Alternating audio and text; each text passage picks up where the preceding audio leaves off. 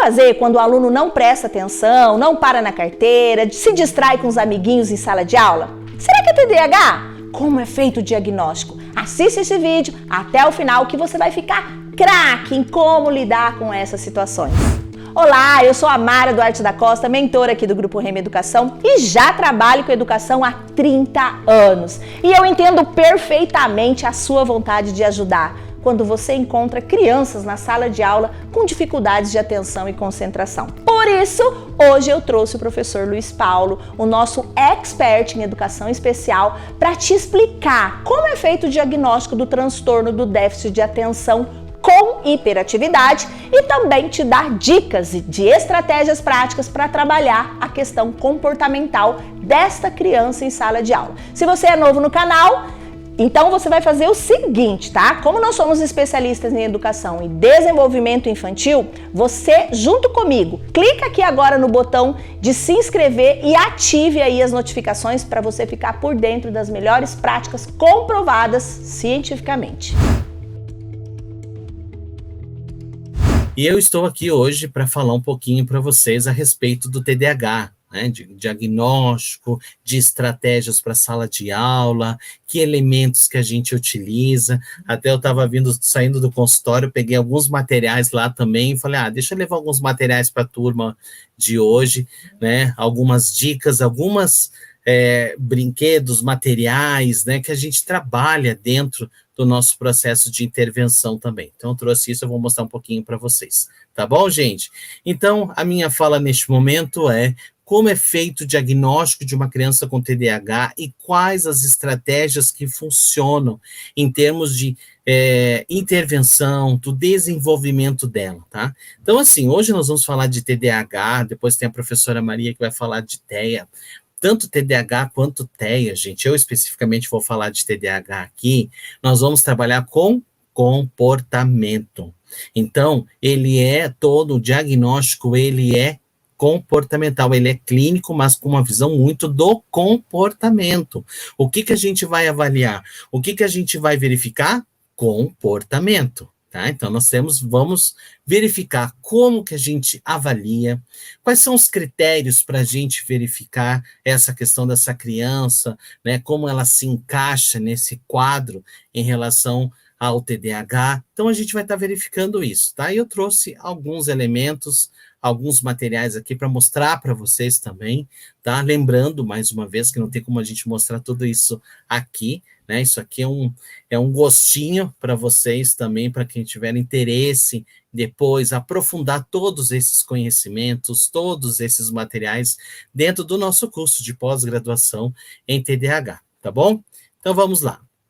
Primeiro de tudo, é importante a gente entender o que é o TDAH, transtorno de déficit de atenção e hiperatividade, tá? Nós precisamos entender, gente, que ele é um padrão persistente, tá? O TDAH é um padrão persistente de desatenção ou hiperatividade. Lembrando, é importante que hoje, dentro desses subtipos, nós temos o tipo desatento, o tipo imperativo impulsivo e o tipo predominante misto, que é tanto desatento quanto a questão da hiperatividade e impulsividade, tá? Que fecha toda essa questão do diagnóstico, certo, gente?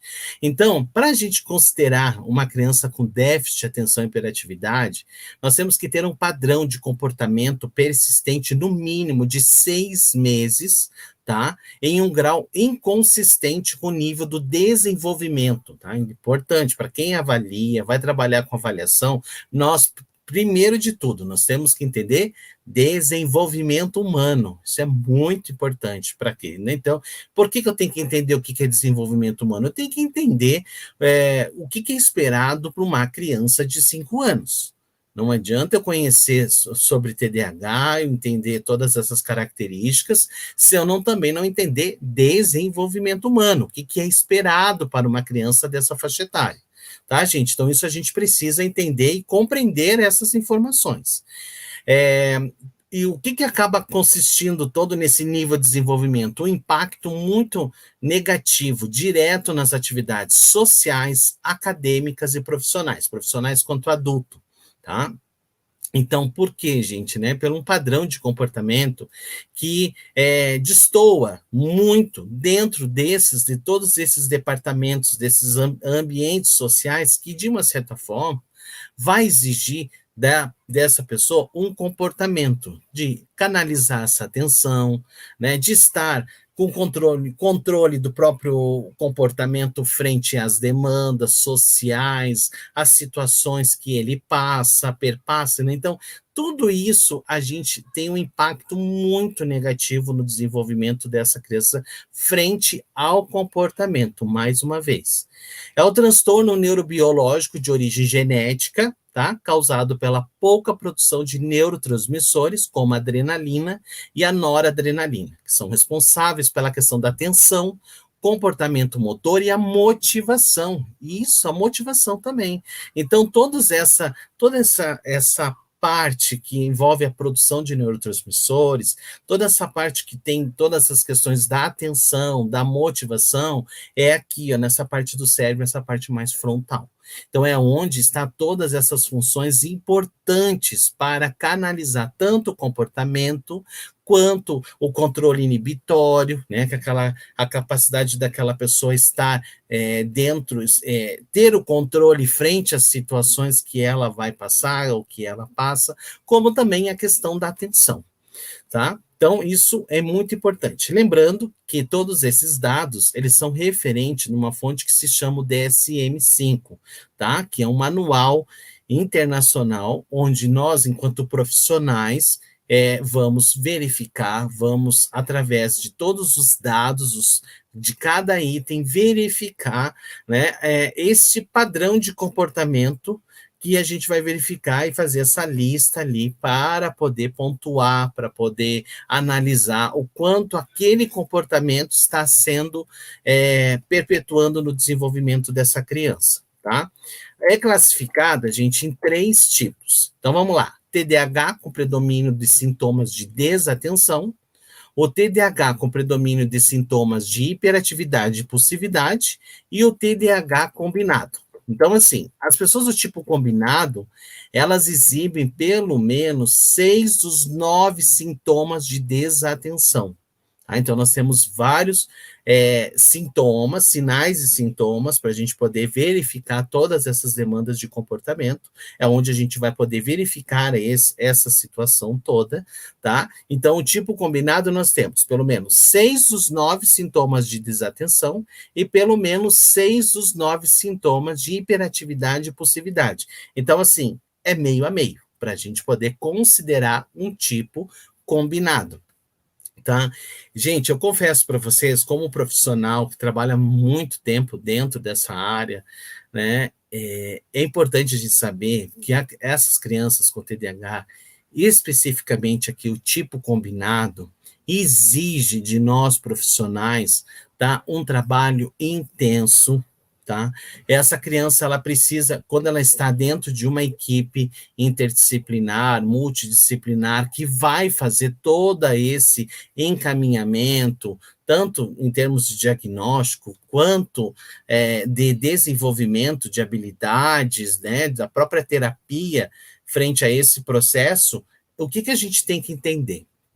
A gente tem que entender que ele é importantíssimo que essa pessoa possa conhecer toda essa criança desses sinais e sintomas que interferem diretamente no comportamento dela. E agindo diretamente no comportamento, vai, de uma certa forma, destoar dentro da parte social, acadêmica, familiar, né, com amizade, com várias situações onde nós precisamos fazer com que essa criança entenda e compreenda, tá? O tipo desatento é indicado para que exibem pelo menos 6 sintomas de desatenção, mas menos que 6 sintomas de hiperatividade e impulsividade. Ou seja, nós temos que ter dentro desses sinais e sintomas. Professor Luiz, da onde que sai esse sintoma? Da onde que estão essas informações? Dentro deste manual, que é o DSM-5, onde a gente faz toda essa verificação para você poder fazer uma análise dentro deste comportamento. Você tem de base ali informações importantes, tá? Para O tipo hiperativo impulsivo é o inverso do desatento. Nós vamos exibir pelo menos 6 sintomas de hiperatividade e impulsividade, mas menos de 6 sintomas de desatenção, para a gente fechar o diagnóstico, né, de hiperativo e impulsivo, certo? Tipo, nesse tipo. Então, lembrando mais uma vez, são 3 tipos, tá? Tipo hiperativo e impulsivo, tipo desatento e tipo combinado. Então, aqui falando um pouquinho agora da avaliação. Gente, é importante deixar claro para vocês que todas essas informações, né, o aprofundamento de tudo isso, a gente vai estar estudando mais, a gente vai estar verificando mais dentro dos nossos cursos de pós, tá? Então, dentro da nossa pós, a gente vai estar vendo essas informações com muito mais profundidade, né, do conteúdo, de cada item, o que quer dizer aquele item para a gente poder verificar. Bom, quanto à avaliação do TDAH, eu trago aqui algumas informações que são essenciais e predominantes para toda uma investigação em relação às crianças com TDAH. É importante a gente deixar claro que quem fecha esse diagnóstico todo é o médico, né, o neurologista, que vai estar fechando esse diagnóstico, que vai estar concluindo essas informações. Porém, todo esse anterior a isso, todo esse trabalho anterior, tem uma equipe por trás. Pode ter, às vezes, um profissional ou uma equipe, independente disso, que tem que levar em consideração esses critérios que vocês estão vendo aqui e que vai estar disponível para vocês nos materiais de vocês, para que vocês possam, né, pesquisar, ter essas informações, tá, gente? Então, vamos lá. Primeiro de tudo, lembrando, mais como eu comecei a minha fala de hoje, né? Uma avaliação de TDAH, ela é predominantemente o quê? Comportamento. Então, a gente vai avaliar comportamentos. Nós vamos avaliar a intensidade destes comportamentos. Nós vamos verificar qual a frequência destes comportamentos, tá? E aí nós temos diversos materiais, diversas literaturas, diversos autores que hoje nos contribuem de uma forma muito científica para verificar este padrão. Tá? Este padrão de comportamento que é fundamental, gente. Por que é importante uma avaliação? Por que é essencial essa identificação? Para que a pessoa possa se compreender, se entender.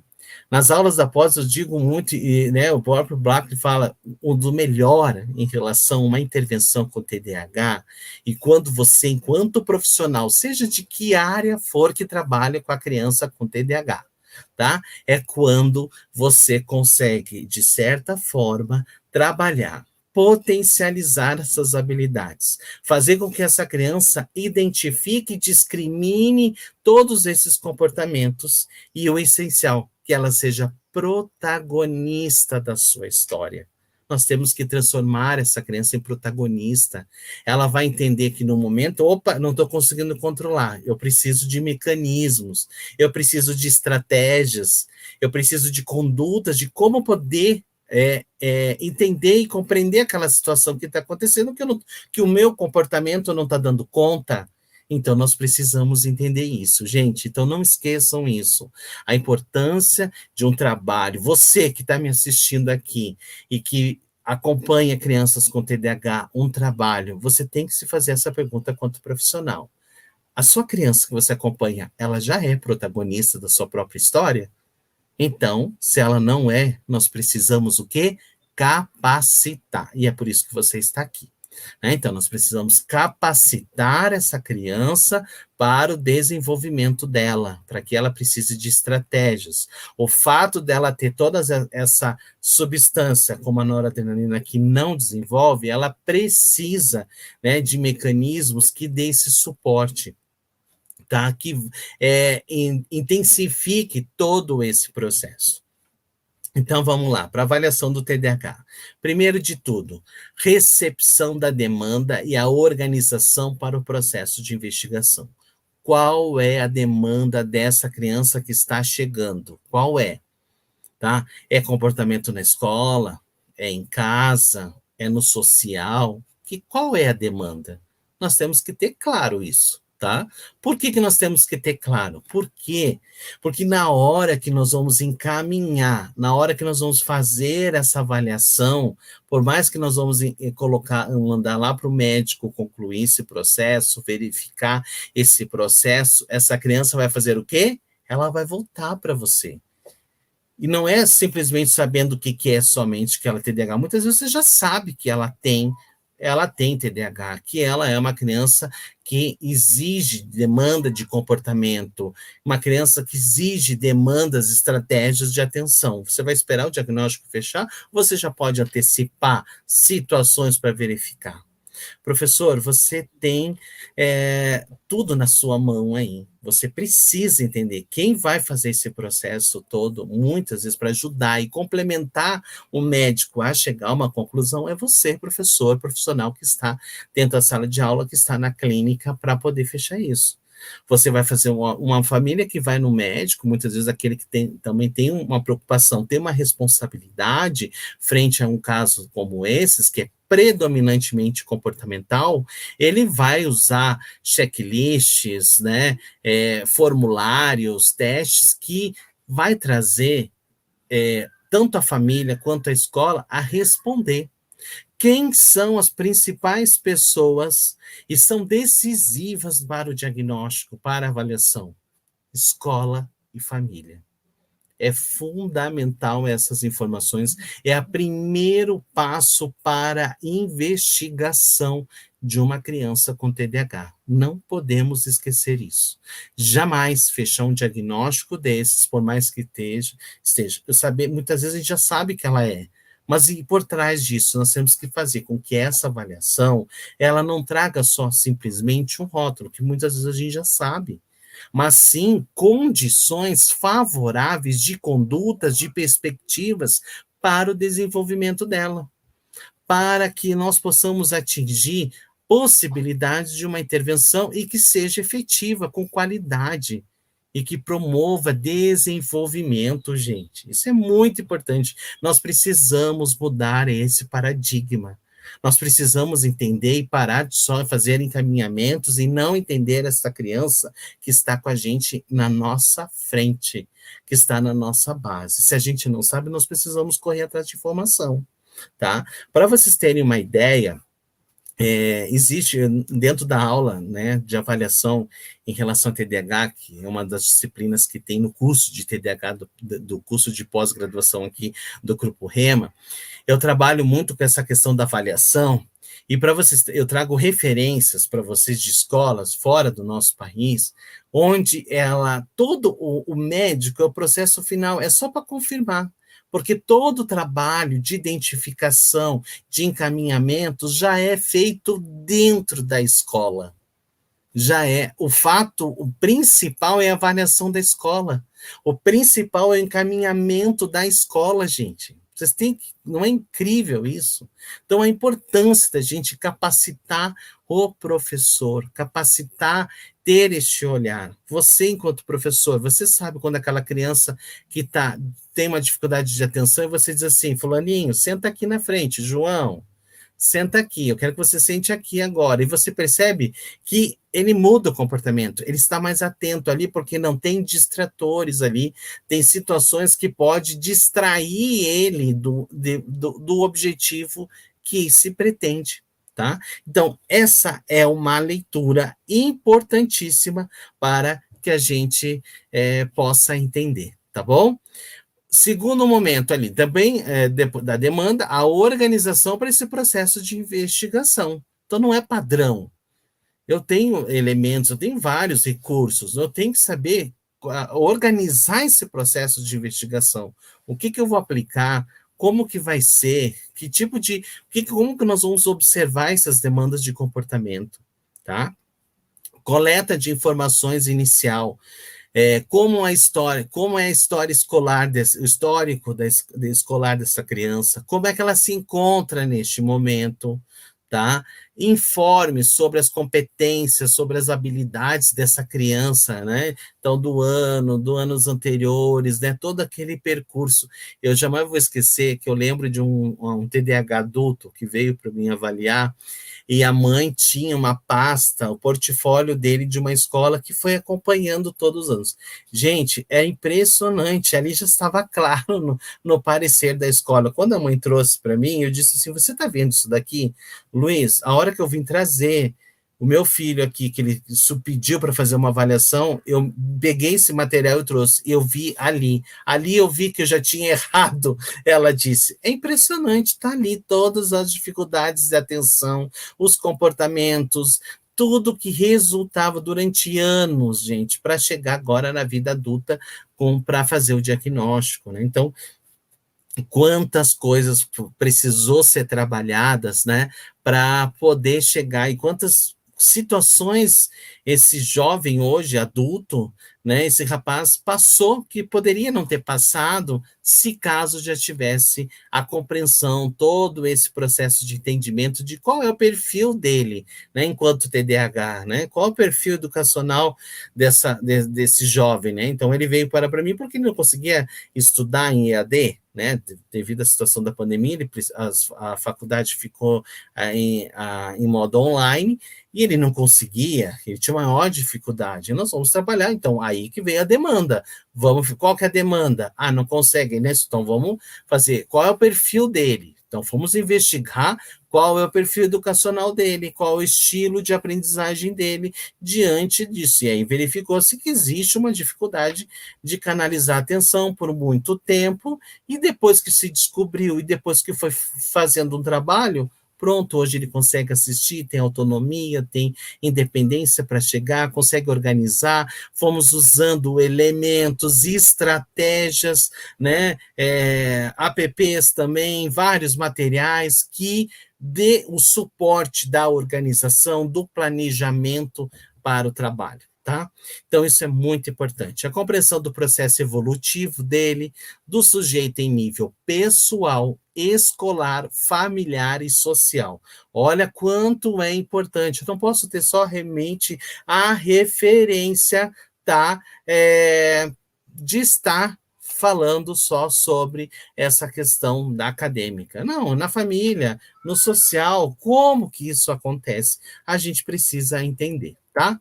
Outra questão que eu acabei de falar agora, verificação do estilo de aprendizagem, como que essa criança aprende, que tipo de estratégias ela tem atualmente, quais são os tipos de estratégias que ela necessita para um trabalho de referência, tá? Verificação dos materiais, provas, trabalhos, portfólio. Gente, aqui na associação só estamos num trabalho de investigação. Só para vocês terem uma ideia, tá? Entrevista com a professora, equipe da pedagógica e família. Importantíssimo. Lembrando que muitas vezes aquele pai, aquela mãe trabalham o dia todo e não estão com a criança. Ele fica com o cuidador. Então, nós temos que verificar qual é o cuidador, tá? Então, a gente precisa entender de que qual é a possibilidade frente a isso. Outra questão importante, a entrevista com a equipe, né? A equipe que atende a criança, quem é a equipe que atende a criança,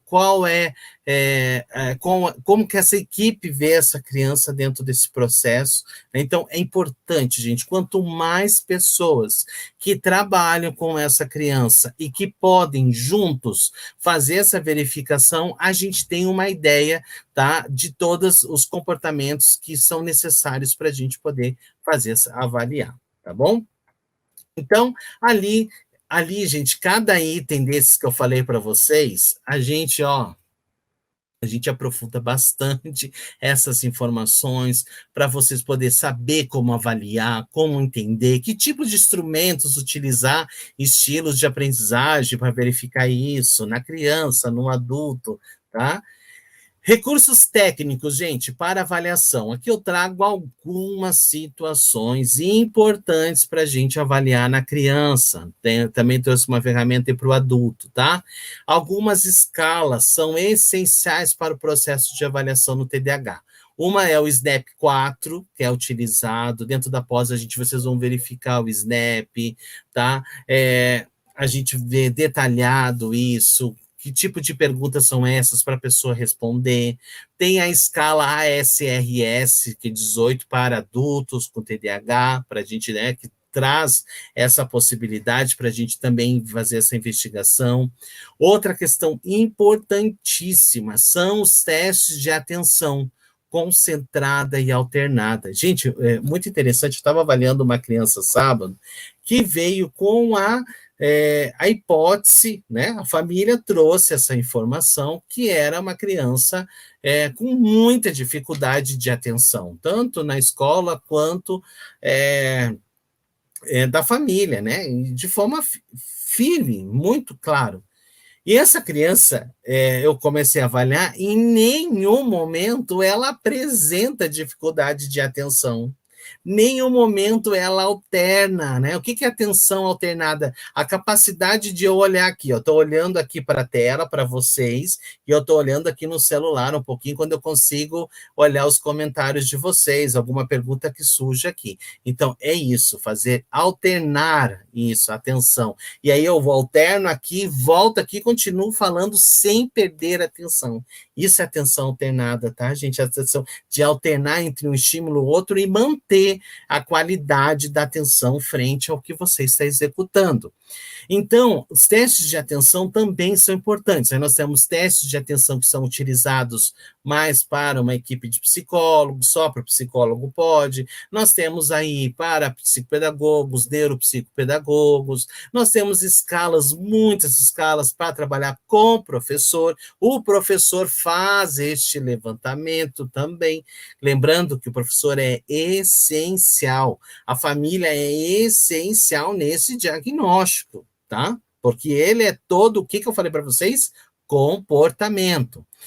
Outra questão, avaliação do raciocínio lógico. A gente vê também sequência lógica, sudoku, uma possibilidade também de materiais, gente, informais, brinquedos, que você, de certa forma, avalia uma criança também, para ver quanto é planejamento dessa criança, quanto é a questão da análise, síntese, todas essas funções, né, de importantes que tem para a criança aprender. Então, a gente vai avaliando essa condição também para poder verificar. E eu estava contando do caso para vocês, e quando eu vejo, o menino quase gabarita o teste de atenção, né? Eu falei, meu Deus, mas o que é isso? Não, alguma coisa está...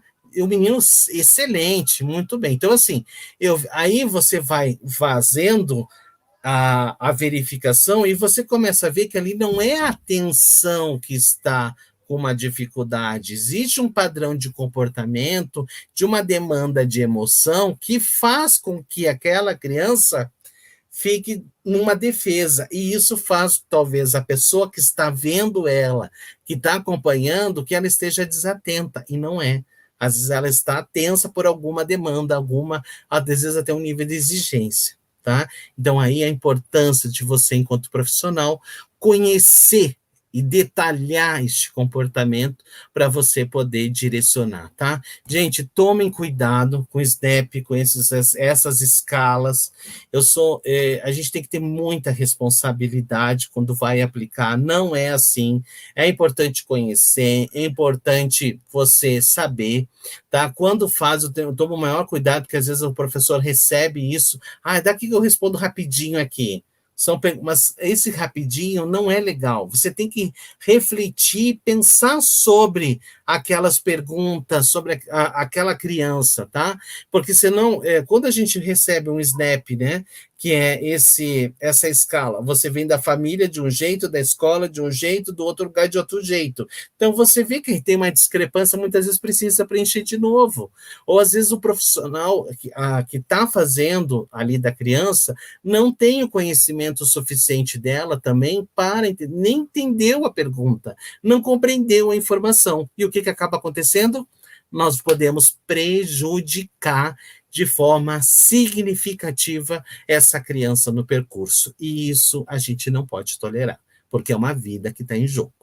tá? Então, isso é sério. Trabalhar com avaliação é sério, trabalhar com desenvolvimento é sério, e nós somos pessoas profissionais importantes na vida dessas crianças. E nós temos que ter a essência deste conhecimento, nós temos que ter a responsabilidade, né, para fazer uma avaliação correta, importante e que vai trazer resultados na vida dessa pessoa, tá?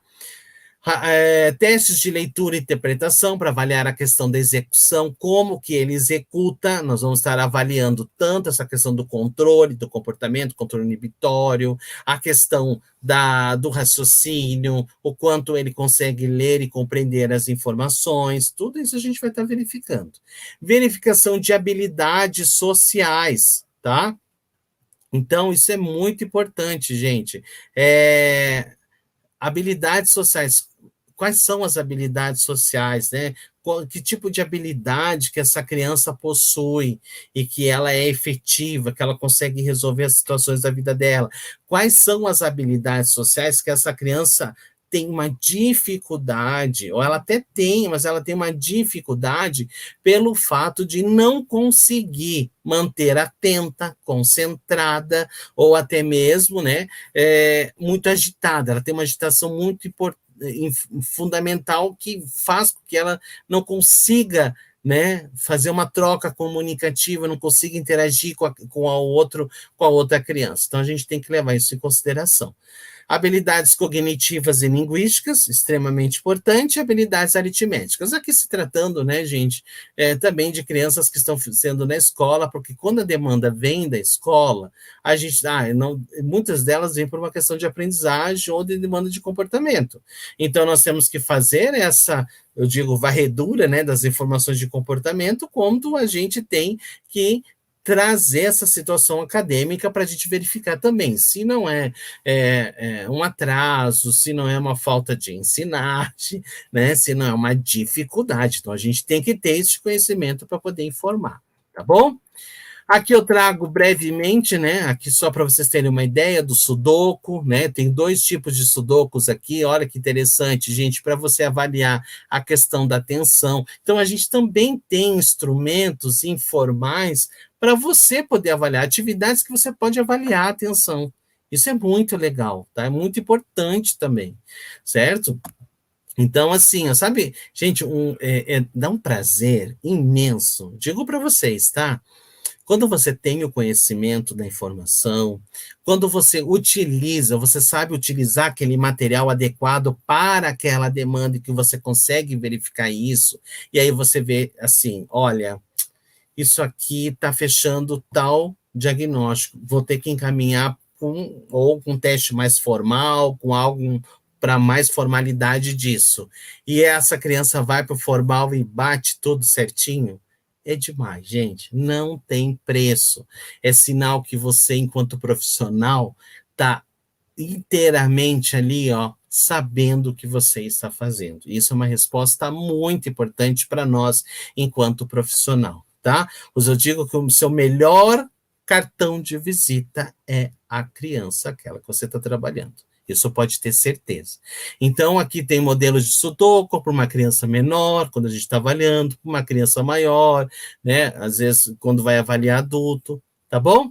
Algumas estratégias para vocês.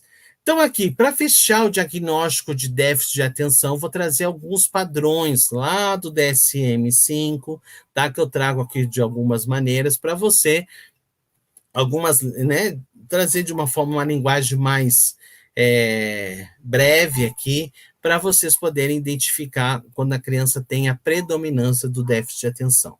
Então, frequentemente falha em dar atenção a detalhes ou comete erros grosseiros nas atividades escolares, deveres, né? Tem muita dificuldade. Gente, eu tive um TDAH que eu levei 6 meses para ele fazer tarefa, para ele conseguir. Por isso que eu digo, não desistam.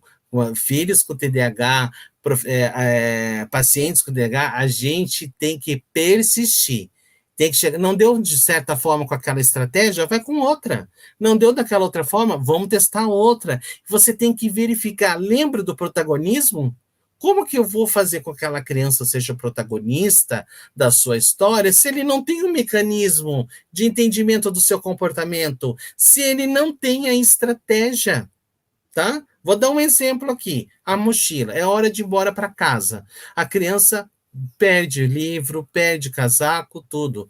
É simples. Checklist, suporte visual, checklist das coisas que ele tem que colocar na mochila, agenda, né? Uma agendinha do dia, das coisas, dos livros e cadernos que tem que estar na mochila.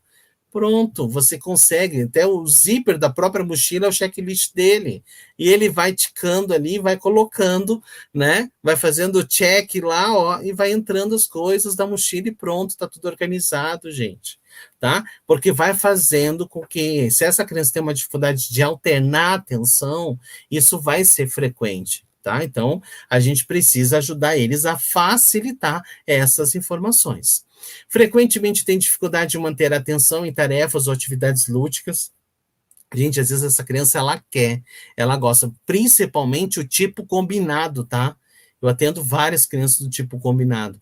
As crianças do tipo combinado, chega assim, ó, dá até uma...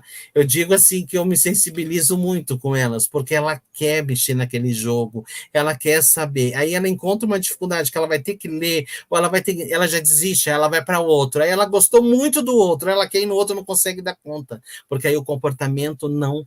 Também a agitação motora faz com que ela não consiga dar conta daquela situação, né? Então, aí precisa de uma intervenção importante, tá? Precisa de uma intervenção do médico, tá?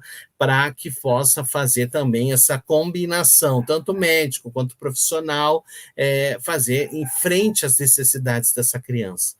É comum aparecer não escutar quando lhe falam diretamente, não consegue com frequência seguir completamente as instruções, nem terminar tarefas escolares, atividades domésticas, os deveres. Você pediu, ele começa e não termina. Tem maior dificuldade quanto a isso, tá? Não é devido a atitudes, gente, negativistas, ou falha de compreensão de instruções. Não é isso. A criança com TDAH não é preguiça, você chama ela criança preguiça, fica hostilizando, fazendo. Não é isso. Você tem que dizer, olha, faz uma rotina, coloca tempo, né? Até deixei separadinho para vocês aqui o time, né? A gente usa muito times, tá? Hoje nós temos times para adulto, tem times para crianças, né?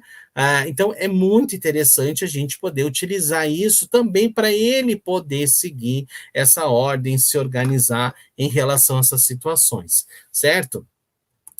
Tem dificuldade de organizar tarefas e atividades, muita dificuldade. Como organizar essa tarefa?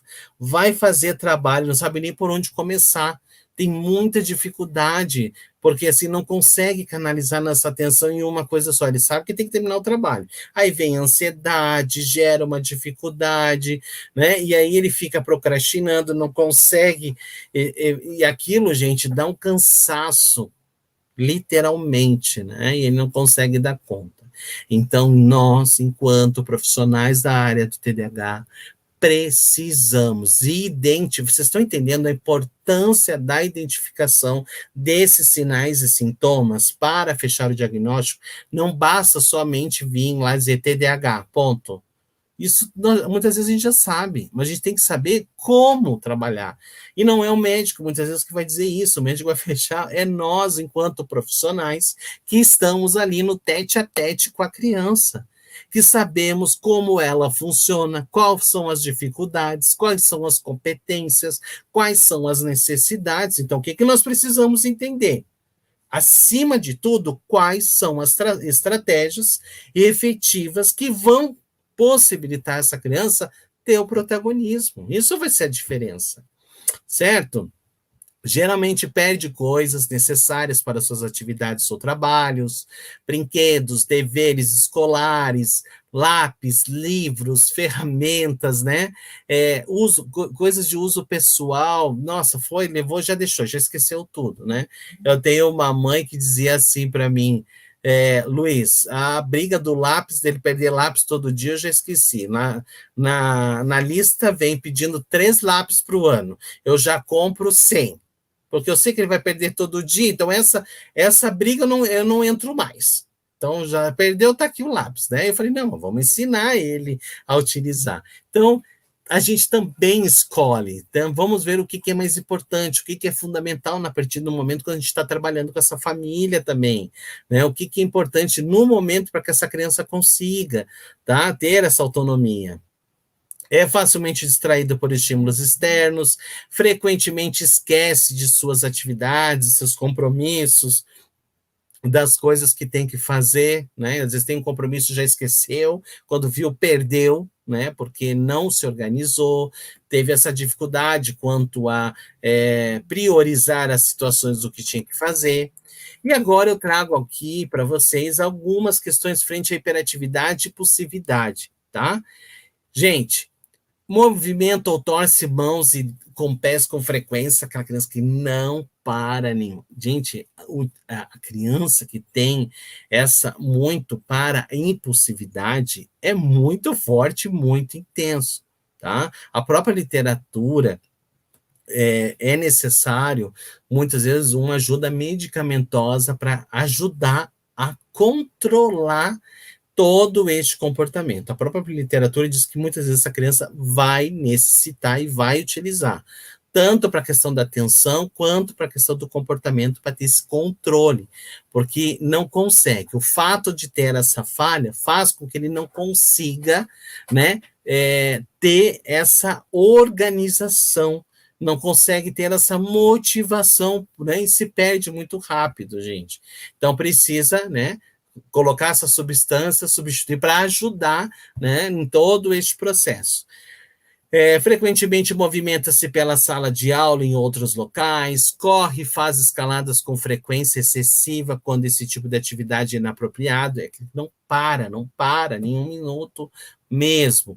Tem dificuldade de brincar tranquilamente, né? Muitas vezes exige, quer muito brincadeiras que vai de pular, pode levar a criança a se machucar de uma forma importante, né? Porque ela necessita desse movimento, tá?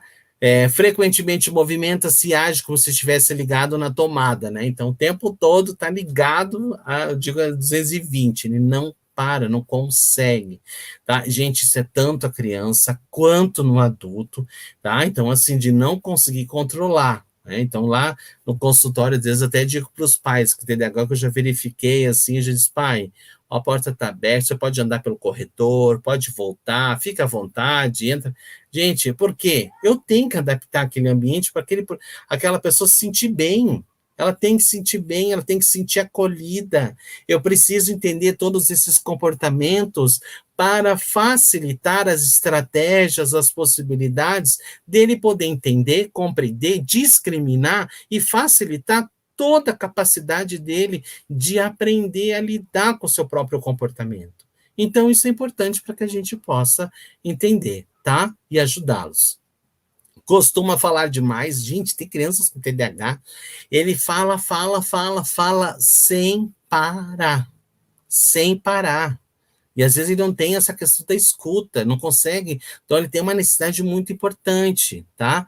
Frequentemente responde as perguntas de modo inapropriado, antes mesmo que elas sejam completadas, né? A pessoa está falando, ele é tão rápido que ele já sabe que a pessoa vai falar e já responde. Ele já termina a pessoa falando, né? Então acaba, de uma certa forma, na questão social, né, prejudicando essas relações quanto essas habilidades, né, sociais que acaba interferindo na amizade, no grupo, né, o fato de estarem juntos, né, então isso também é importante. Frequente tem dificuldade de guardar a sua vez, né, de saber esperar, ter uma das questões que se chama uma função executiva importante, que é o quê? Controle inibitório, de controlar o meu comportamento frente, né?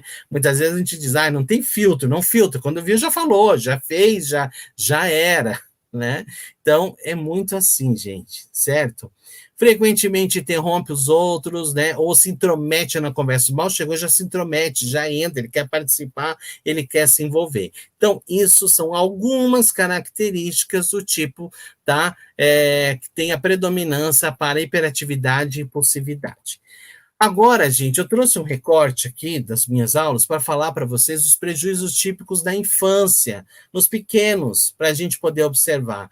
Deficiências no controle das emoções, crianças que não conseguem ter o controle da emoção, falta de destreza motora, nós temos muitas crianças com falta, né, uma necessidade de trabalhar muito isso, destreza motora, a questão da memorização, porque não consegue memorizar, porque ele não consegue canalizar a atenção. E olha que a gente tem que tomar cuidado com esses diagnósticos errôneos, porque muitas vezes essa criança ganha um diagnóstico que não tem nada a ver, quando vê, é uma dificuldade importante de comportamento que interfere na questão da atenção, que sucessivamente na memória, na execução das atividades dela, na forma dela trabalhar, tá?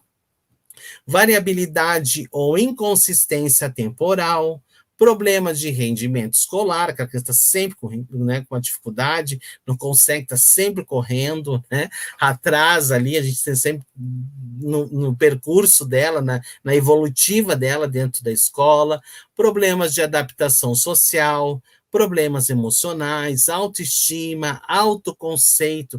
Gente, quando esses prejuízos... Gente, na literatura do TDAH, vocês vão escutar muito, se vocês forem meu aluno lá dentro da pós, vocês vão ver, a gente fala muito sobre isso, tá?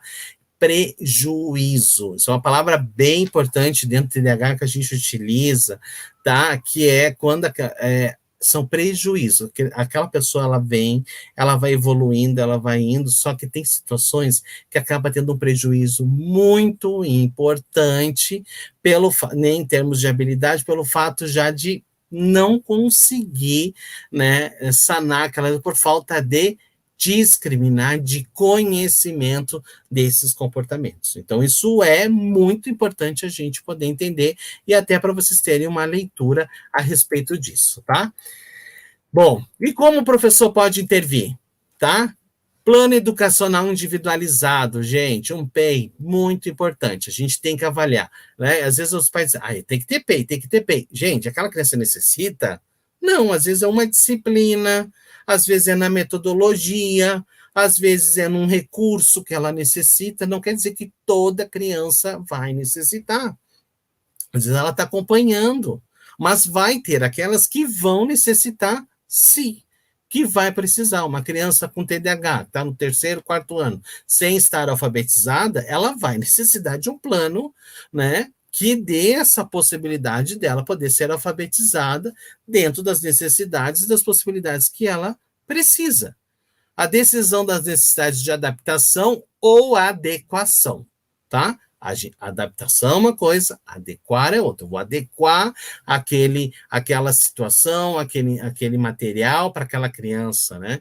Então, a gente vai aprofundar muito isso lá dentro, quando a gente estudar um pouquinho mais sobre isso lá dentro da pós, tá? Elaboração de um plano frente à avaliação do desenvolvimento, como das necessidades emergentes. Então, o que é emergente para aquela criança X? Então, a gente vai lá, tem 10 coisas, tá? Mas o que é prioridade? O que é importante para aquela família no momento, tá? Então, isso é fundamental para a gente poder eleger sempre várias situações que a gente tem que entender. Definir o que precisa ser ensinado nessa criança, né? Um plano de ação, também plano terapêutico, tanto na escola quanto os profissionais que acompanham, tá? Outra questão importante, a questão das condutas frente a uma intervenção, tá? Então, esses profissionais têm que conversar, principalmente no tipo, já digo para vocês, no tipo combinado. Por favor, converse entre si, tá? Gente, se os profissionais soubessem como é importante, como é maravilhoso você fazer parte de 2, 3, 4 equipes ao mesmo tempo e trocar com várias pessoas e você ter sucesso em relação ao desenvolvimento das suas crianças, tá? É bárbaro. Então, possibilite isso. Você vai crescer, a criança vai desenvolver, o seu trabalho vai aparecer também, tá? Avaliação de desempenho, também a gente verifica, define conteúdos programáticos, as adaptações conforme a necessidade da criança, intensifica a avaliação de desempenho para ver se tudo aquilo que está sendo ensinado, ela está também né, tá adquirindo, porque senão a gente para ali, vamos retomar com outra estratégia, com outro recurso que seja necessário, registrar todo o processo que envolve a criança, assim como a condição do momento. É muito importante, seja ele acadêmico, seja ele comportamento. Lembrando que quando a gente fala de TDAH, comportamento também é uma disciplina, tá? A gente tem que estar acompanhando isso também para estar verificando. Manejos, modificações, adaptações pedagógicas, tá, gente?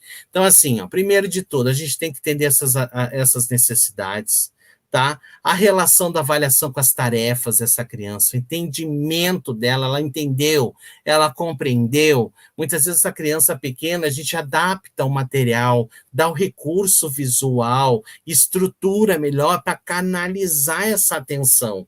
Ah, professor Luiz, mas sempre vai ter que ser assim? Não, vamos conseguir, você vai treinando isso, daqui a pouquinho você vai aumentando essas possibilidades, tá?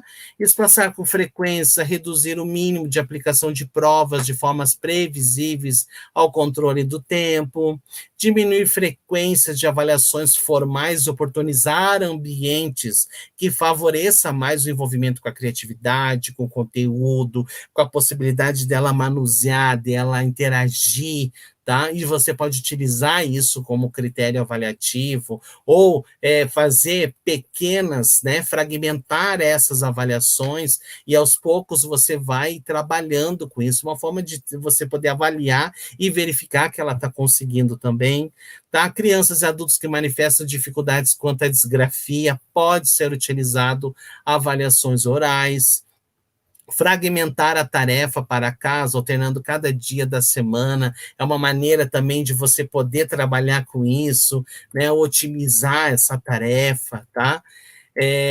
Utilizar, gente, o brincar, eu até trouxe aqui para vocês, tá? O brincar, brinquedos, livros que tragam possibilidades, né? Aqui é onde matemática, a criança vai interagindo. É uma forma também de você canalizar a atenção da criança, a criança procurar. Então, esses livros também oportuniza na educação infantil a criança interagir. Então, aqui, ó, com rimas, então ele vai abrindo aqui o livro e ele vai colocando o carrinho da corrida, vai lendo, vai interagindo. Você pode ir contando a história e a criança montando.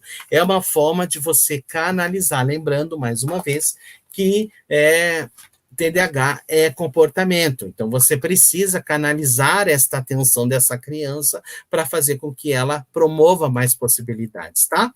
Eu trago para vocês aqui também, então são caixinhas, eu utilizo muito essas caixinhas, tá? É uma forma também de você poder trabalhar com a leitura, com a explicação da criança poder entender. São cartinhas, gente, essenciais para a gente poder trabalhar, e você canaliza a questão da atenção em relação à criança, tá? É muito interessante isso.